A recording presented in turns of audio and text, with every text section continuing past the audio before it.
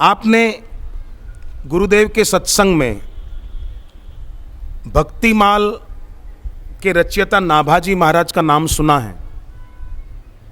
नाभाजी महाराज ने 12 दशाएं प्रेम की बताई। आप और हम देखें इन 12 दशाओं में से मुझे कौन कौन सी प्राप्त हुई है और मुझे कौन कौन सी अनुभव में आ रही है। ईश्वर और गुरु के लिए जिनके दिल में प्रेम है उनके लिए नाभाजी महाराज ने 12 दशाएं बताई। उन 12 में से कौन कौन सी हैं सुनना और देखना कि मेरे में इनमें से कौन सी है। 1 है, 2 हैं, 3 है। पहली दशा का नाम नाभाजी महाराज भक्तमाल के रचयिता बताते हैं। उक्त नाम दिया उक्त। उक्त दशा मतलब हमारे जो प्रिय हैं, इष्ट हैं, आराध्य हैं, ईश्वर कहो, गुरु कहो,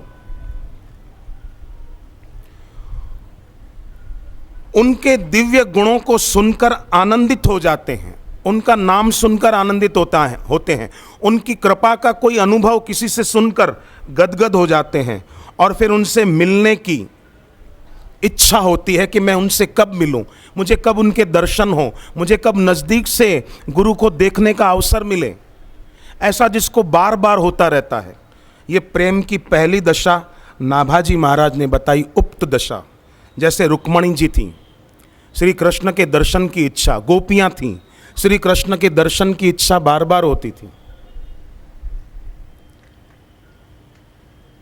ये पहली दशा, उक्त दशा। दूसरी यत्त दशा। यत्त दशा मतलब अपने प्यारे इष्ट को, गुरु को याद करके किसी से पूछना कि अरे कब आएंगे बापू, कौन सी तारीख को आ रहे हैं दिल्ली में, गुरुदेव का सत्संग सुनने का अवसर मिलेगा। जैसे उद्धव जी व्रज में गए तो गोपियों ने पूछा श्री कृष्ण कब दर्शन देंगे।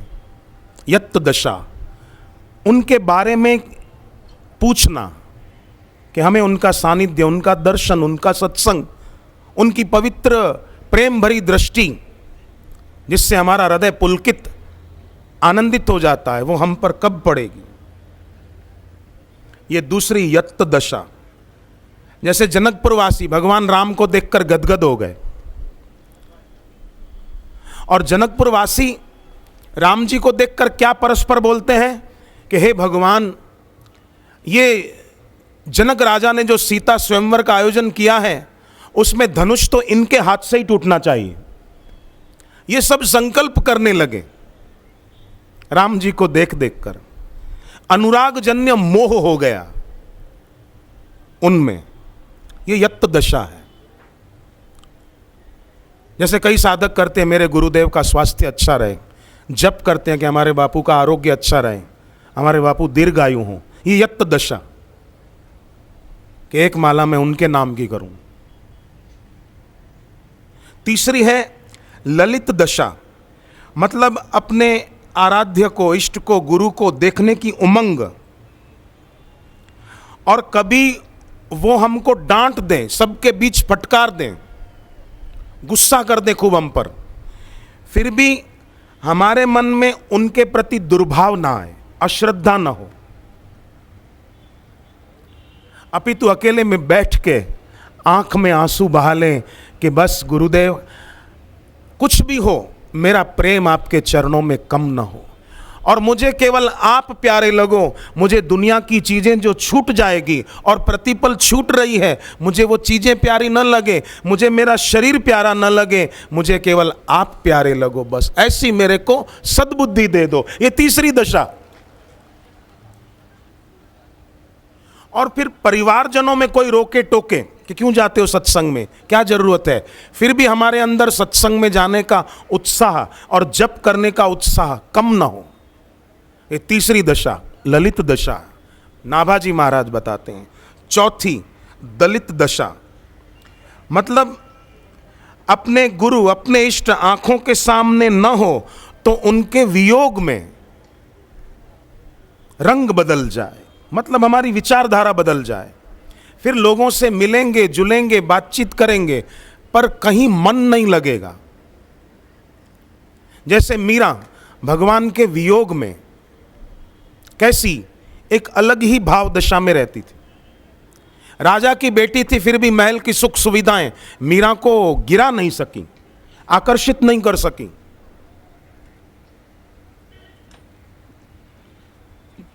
नहीं अपनी शरीर में मीरा की आसक्ति थी। भरत जी देखो, राम जी का वियोग है तो महल में नहीं रहते, पर्ण कुटीर में रहते हैं। कौन मना करता उनको? भरद्वाज जी ने रिद्धि सिद्धि के बल से भरत जी के लिए आलीशान महल तैयार कर दिया, खाने पीने की बढ़िया बढ़िया चीजें रखवा दी, पर भरत जी सिद्धियों से बने हुए महल में रहे नहीं। सोचने लगे अगर इस महल में सुख होता तो महाराज खुद पर्ण कुटीर में क्यों रहते हैं। ये चौथी प्रेम की दशा नाभाजी महाराज बताते हैं, दलित दशा। पांचवी मिलित दशा। मुझे नाभाजी महाराज के नाम बड़े प्यारे लग रहे हैं, इसलिए मैं आपके आगे रख रहा हूं। मिलित दशा। मिलित दशा मतलब कि बहुत समय से अपने प्यारे का वियोग था और उनसे मिलने की इच्छा थी। अचानक जब वो मिल गए, हा हा हा हा, एकदम सब भूल गए। गुरु की न कृपा भव त्रास गई, मिट भूख गई, छूट प्यास गई। भूख प्यास भूल जाते हैं, आनंद आनंद आ जाता है। मुझे याद है अच्छी तरह, जब पहली बार बापूजी अमेरिका जा रहे थे अहमदाबाद से, एयरपोर्ट की तरफ बापूजी जा रहे थे, बस वहीं से मुंबई, मुंबई से अमेरिका। तो बहुत साधक, पूरे अहमदाबाद के आसपास के साधक, हम लोग आश्रमवासी कई, सब एयरपोर्ट तक जा रहे थे और किसी से सहन नहीं हो रहा था। कोई ऐसा भाई बहन नहीं होगा कि जिसकी आंख में आंसू ना होता। पहली बार जब बापू 2 महीने के लिए अमेरिका सत्संग करने जा रहे थे, सबको हुआ अरे 2 महीने तक हमको बापू के दर्शन नहीं होंगे। वो दृश्य मुझे याद, 1984-85 की बात है शायद, मैं भूलता नहीं हूं।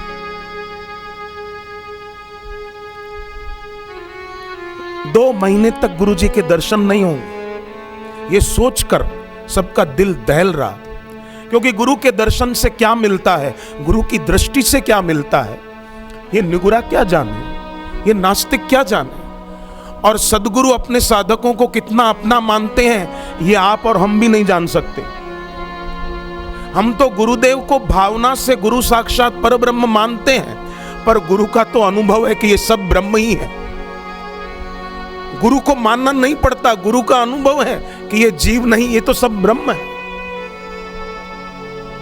और ऐसे गुरुदेव के 2 महीने दर्शन ना हो, और जब बापूजी अमेरिका से लौटे थे, वो दृश्य भी मुझे याद है। सब एयरपोर्ट पर पहुंचे थे और एयरपोर्ट से पूरी शोभा यात्रा विशाल आश्रम तक सब नाचते गाते आए थे कि आज हमारे गुरुजी आए। तो ये प्रेम की 5वीं मिलित दशा। बहुत समय के बाद जब अचानक गुरुदेव आए और उनके दर्शन हो, तो एक ऐसी भाव समाधि, खुली आंख, कि उसमें सारी चिंता, दुख, शोक, पाप सब बह जाए। ये प्रेम की दशा है। गोपियों में थी ये प्रेम की दशा। खाली सुबह भगवान जाते थे गौचारण के लिए, गौ सेवा के लिए, और भगवान जब तक शाम को लौटते नहीं थे, उनके वियोग में गोपियां बैठती, और जब आते मिलित दशा, दिव्य आनंद, दिव्य सुख गोपियों को प्राप्त होता था। भरत जी को, राम जी 14 साल के बाद लौटे हैं। अभी राम जी भरद्वाज जी के आश्रम में रुके हैं प्रयागराज में। हनुमान जी ने कहा प्रभु जल्दी करो, 14 साल हो गए हैं। भरत जी का संकल्प है अगर थोड़ी भी देर हुई तो चिता तैयार करके उसमें अपना शरीर त्याग देंगे। राम जी ने कहा तुम भरत को खबर करो, मैं भी आ रहा हूं भरद्वाज जी से मिलके। और हनुमान जी उड़ान भरते हैं, आते हैं भरत जी के पास और भरत जी चिता तैयार करके प्रवेश करने की तैयारी कि अब मैं शरीर नहीं रखूंगा, मेरे राम जी नहीं आए, 14 साल बीत गए। और अचानक हनुमान जी आ गए, भैया भरत रुक जाइए, राम जी अभी आ रहे हैं, अभी आ रहे हैं। राम जी अभी आ रहे हैं, ये सुनते ही भरत जी हनुमान जी के गले लग गए और कहा कि हनुमान जी एक बार अब राम जी को देख लेने दो, मैं आंखें निकाल कर दे दूंगा, क्योंकि मेरी आंखें दोबारा राम वनवास नहीं देखना चाहती, मेरी आंखें अब राम राज्य देखना चाहती, मैं अब दोबारा राम जी को अपने से दूर नहीं देख सकता। कितना भरत जी का प्रेम, ये भरत जी में है मिलित दशा। कैसा प्रेम था इन सब का, मैं इसलिए इनको याद कर रहा हूं, काश हमारे दिल में भी वो प्रेम की ज्योत जल जाए, हमारे दिल में भी ऐसी भक्ति आ जाए। ये भक्ति नहीं पाई तो जीवन व्यर्थ है। तुलसीदास जी कहते हैं, दलन मोह तम सोस प्रकाशु बड़े भाग और आवहीं जासु। जिसके बड़े भाग हैं उसको ये भक्ति मिलती है। छठी है कलित दशा, जिस समय मन संयोग के आनंद में द्रवीभूत होकर प्यारे के प्रेम में डूब जाता है और कुछ सूझे ही नहीं, कौन क्या कर रहा है, कौन क्या बोल रहा है, नहीं नहीं, मेरी नजर तो मेरे गुरु पर। कलित दशा, कुछ याद न रहा कि घर जाना है या मैंने खाया नहीं है, मैंने पानी नहीं पिया, कुछ याद न रहे, उसी के दर्शन में डूब जाएं, दृश्य की आस्था खत्म हो जाए। सातवीं है छिलित दशा। छिलित दशा मतलब अपने सद्गुरु के अत्यंत स्नेह के कारण से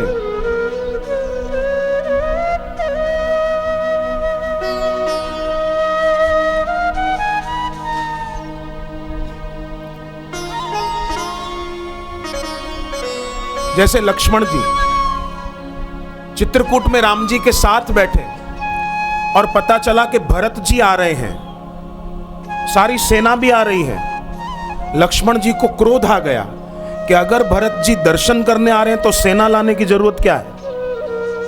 लगता है कि भरत जी 14 साल के बाद राम राज्य न ले लें, अपना राज्य निष्कंटक बनाने के लिए सेना लेकर आ रहे हैं। आज अगर शिव जी भी बीच में आ जाएं तो भी भरत जी को मुझसे कोई नहीं बचा सकता।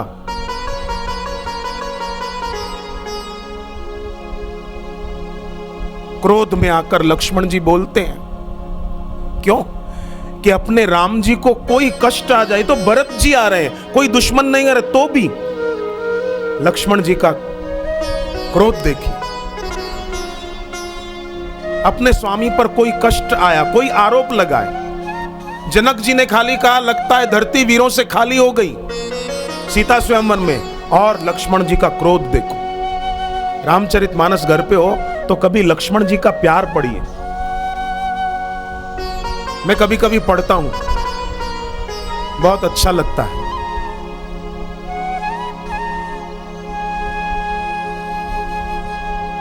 यह है सातवीं छिलित दशा।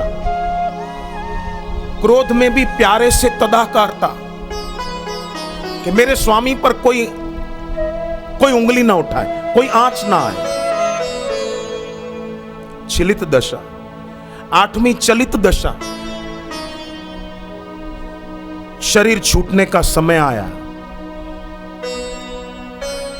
और शरीर छोड़ते छोड़ते भगवान को कहा कि अगर मुझे दूसरा जन्म भी मिले तो मैं मेरे सद्गुरु की ही भक्ति करूं, मेरे आराध्य यही रहे जो इस जन्म में रहे। जैसे सती पिता के यज्ञ में योग अग्नि प्रकट करके शरीर जला दिया, परंतु सती मरत हरिसन वर मांगा, जन्म जन्म शिव पद अनुरागा।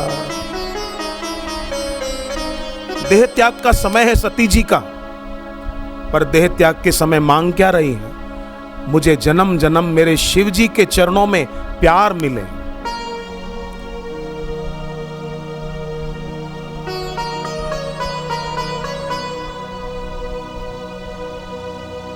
वेद व्यास जी के शिष्य सूत जी महाराज व्यास जी को क्या कहते हैं?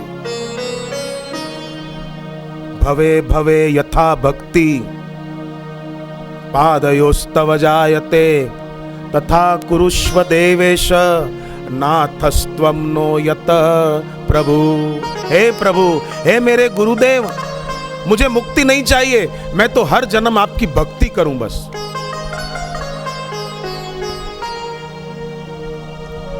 मैं तो सदा तेरी भक्ति करूं।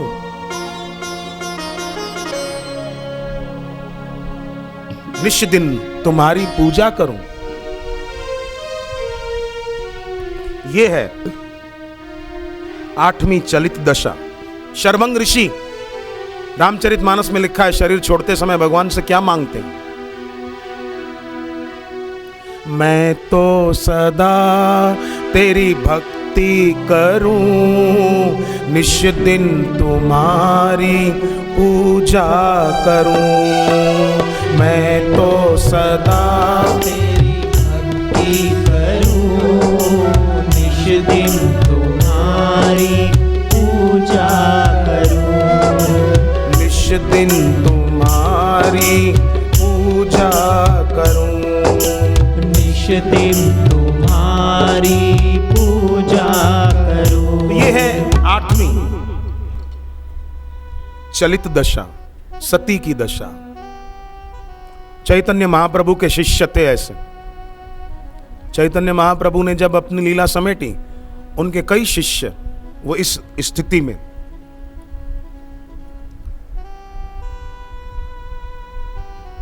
मुझे इंदौर के एक व्यक्ति ने कविताओं की किताब दी थी कि आप देखना कभी आपको कुछ कविता अच्छी लगे तो। मैं कविता पढ़ता नहीं, पर उसने कहा ये किताब अच्छी है, आप देखना।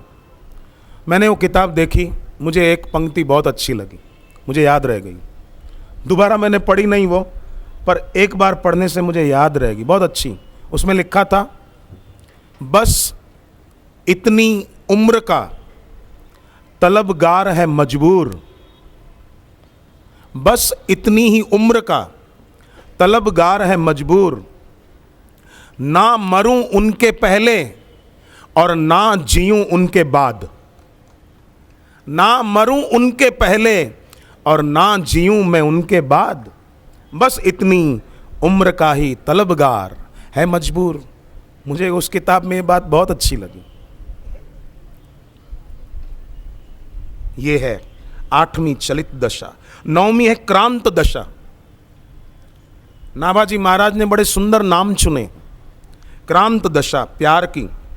अपने प्यारे इष्ट के चिंतन से जो उनका स्वरूप मन में प्रकट हुआ, शांत बैठे और उनका चिंतन करते करते उनका जो स्वरूप आया, मन से ही उनका श्रृंगार कर रहे हैं, उनको माला पहना रहे हैं, उनको वस्त्र पहना रहे हैं, उनके साथ बात कर रहे हैं, उनके साथ बात करते करते हंस रहे हैं, उनको कुछ खिला रहे हैं भावों से। ये क्रांत दशा है। इसी का एक और रूप क्रांत दशा का विक्रांत। भक्त जब अपने इष्ट के, अपने गुरु के रूप में आसक्त होकर प्रेम प्राप्त होने से अपने भाग्य की बड़ाई करता है कि मैं बड़ा भाग्यशाली हूँ, मैं बहुत भाग्यशाली हूँ कि मुझे बापू जैसे गुरु मिले और मुझे उनके चरणों की प्रीति मिली, मुझे उनके प्रति श्रद्धा दिल में मिली, हम बहुत भाग्यशाली हैं, हम बड़े भाग्यशाली हैं। विक्रांत, क्रांत फिर विक्रांत, प्रेम की ये 9वीं दशा का एक दूसरा रूप विक्रांत। अपने भाग्य की सराहना।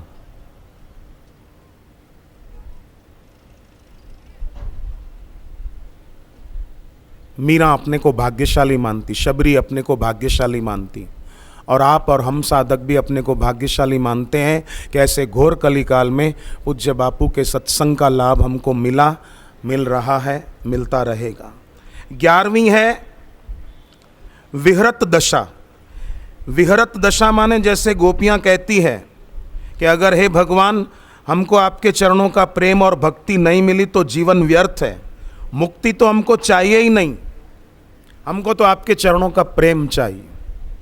देखो, एक होता है विषय रस, जो संसारी लोग भोगने में ही मस्त रहते हैं। आंखों से रूप देखना या फिल्म देखना, कानों से गीत संगीत सुनना, जीभ से स्वाद का मजा लेना, मैकडोनल्ड में जाऊं, पिज़्ज़ा खाऊं, सैंडविच खाऊं, बर्गर खाऊं, फिर भले पेट खराब हो, इसको बोलते हैं विषय रस। ठीक है। दूसरा, इस विषय रस में तो शक्ति नष्ट होती है, जीवन बर्बाद हो जाता है। दूसरा होता है ब्रह्म रस, जो गुरुदेव ब्रह्म ज्ञान की बातें बताते हैं, तो जो ब्रह्म परमात्मा का रस आता है उसमें एक तृप्ति की अनुभूति होती है। विषय रस में कभी तृप्ति की अनुभूति हो ही नहीं सकती, किसी को संभव ही नहीं है। कितनी ही बढ़िया होटल में जाके बढ़िया से बढ़िया, महंगा से महंगा खाना खाए, उस दिन पेट भरेगा, अगले दिन होगा दोबारा खाऊं, तृप्ति नहीं हो सकती, और अधिक अतृप्ति होगी। संसार तृप्ति का आश्वासन देता है, तृप्ति नहीं देता, पर गुरु के ब्रह्म ज्ञान के सत्संग में ब्रह्म रस की प्राप्ति होती है और उससे तृप्ति होती है, आत्म शांति मिलती है, विषय रस का आकर्षण छूटता है, ब्रह्म रस। और तीसरा होता है भक्ति रस,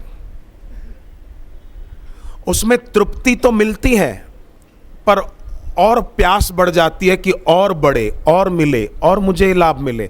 इसलिए हर पूर्णिमा को साधक पहुंच जाते हैं।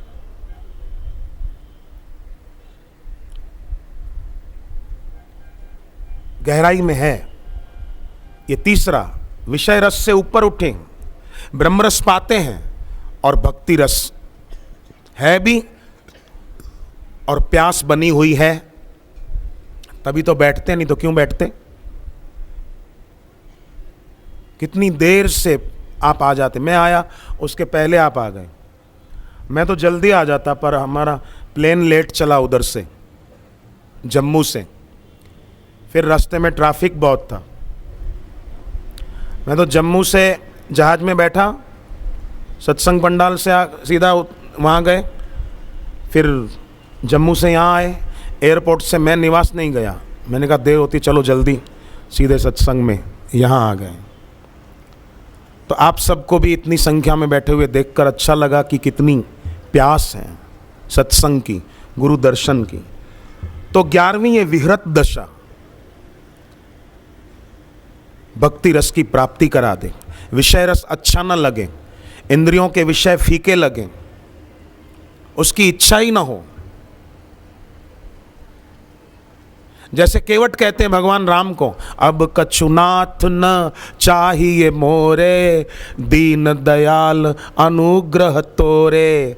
भरत जी कहते हैं प्रयागराज में, अर्थ न धर्म न काम रुचि, गति न चाहूं निर्वाण, जन्म जन्म रति राम पद, यह वरदान न आन। तुलसीदास जी कहते हैं गणपति जी को, मांगहूं तुलसीदास कर जोरे, बस ही राम सिया मानस मोरे। राम और सीता मेरे दिल में बसे। कितनी सुंदर मांग है।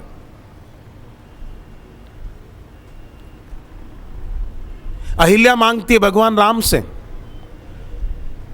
विनती प्रभु मोरी मैं मति भोरी, नाथ न मांगऊं वर आना, पद पद्म परागा रस अनुरागा, मम मन मधुप करे पाना।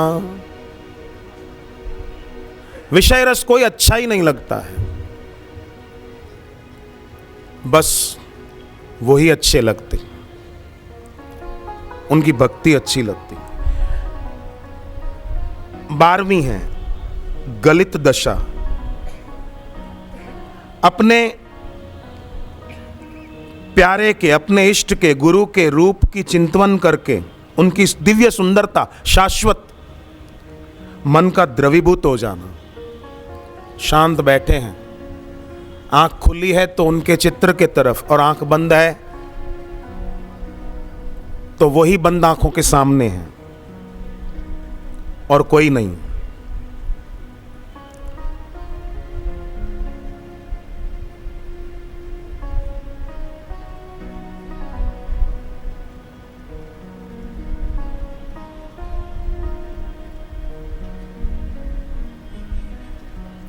ऐसा जो होने लगेगा ना, रोज गुरु पूनम होगी, साल में एक गुरु पूनम नहीं होगी, रोज गुरु पूनम।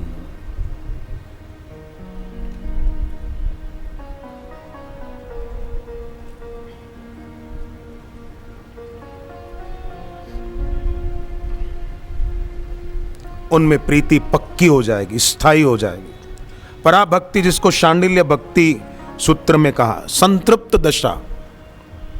तो ये प्रेम की 12 दशाएं हैं। हम साधक देखें इन 12 में से हमें कौन कौन सी मिली, कौन सी दशा में हमारा प्रवेश हुआ है।